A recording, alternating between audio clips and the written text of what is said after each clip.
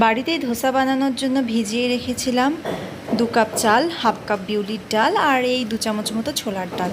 তো পরের দিন সকালে সেটা মিক্সিতে পেস্ট করে রেখে দিয়েছিলাম সারা দিন। তারপরে রাত্রেবেলা সেই ব্যাটারের মধ্যে জল দিয়ে ভালোভাবে মিশিয়ে, এর মধ্যে স্বাদ অনুযায়ী লবণ দিয়ে আবারও ভালোভাবে মিশিয়ে, তারপরে একটা তাওয়া গ্যাসের ওপর বসিয়ে তাওয়াটাকে গরম করে খানিকটা সাদা তেল দিয়ে তাওয়াটাকে মুছে, আবার একটুখানি হাতে জলের ছিটে দিয়ে আবারও ভালো করে মুছে ওর মধ্যে ধোসার ব্যাটারগুলো দিয়ে এইভাবে একবার হাতা দিয়ে পাতলা করে ব্যাটারটাকে ছড়িয়ে দিতে হবে।